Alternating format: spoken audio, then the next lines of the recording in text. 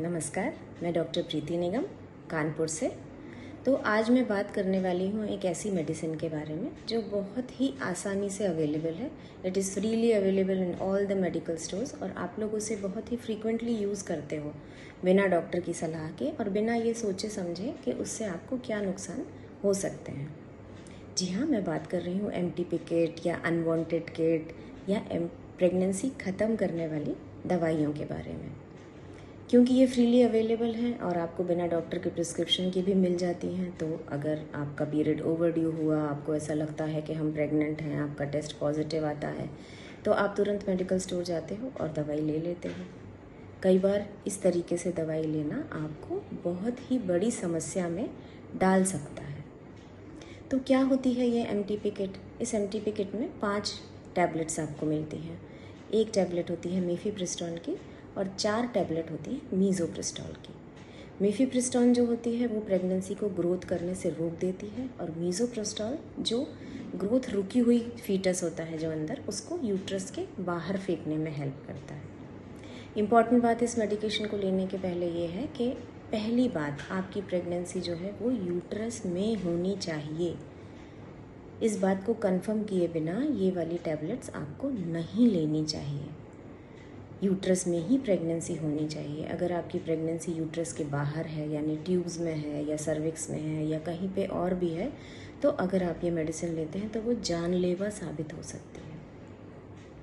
दूसरी इम्पॉर्टेंट बात, अगर आपका इसके पहले होने वाला बच्चा सिजेरियन से हुआ है तो आपको ये ज़रूर पता करना चाहिए कि आपका जो प्रेगनेंसी है वो आपके पिछले सिजेरियन के स्कार पे तो नहीं ठहरा है।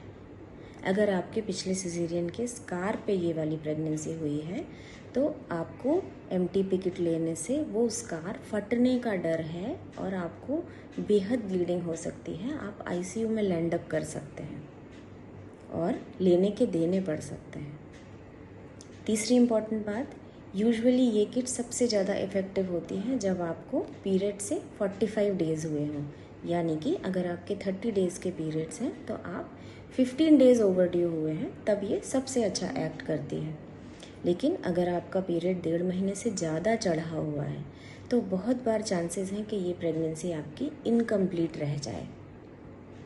तो मैं आपको ये सलाह दूंगी कि जब भी आप एमटीपी किट का इस्तेमाल करना चाहते हैं या आप अपने प्रेगनेंसी कंटिन्यू करना नहीं चाहते हैं तो एक बार प्लीज़ डॉक्टर से सलाह लीजिए और उनकी सलाह से दवा खाइए, या फिर एक अल्ट्रासाउंड करा लीजिए। अल्ट्रासाउंड करा के देख लीजिए कि कहाँ कितना बड़ा बच्चा है, किस जगह पे बच्चा है, दवा खाने से कोई कॉम्प्लिकेशन तो नहीं होगा, ताकि आपकी खुद की जान पे ना बनाए।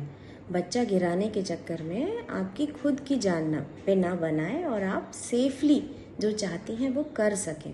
हम लोगों के देश में एमटीपी लीगल है और काफ़ी बड़ी एज तक लीगल है, जेस्टेशनल एज तक।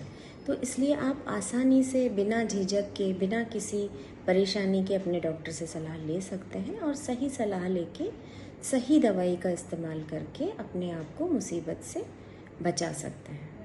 Thank you.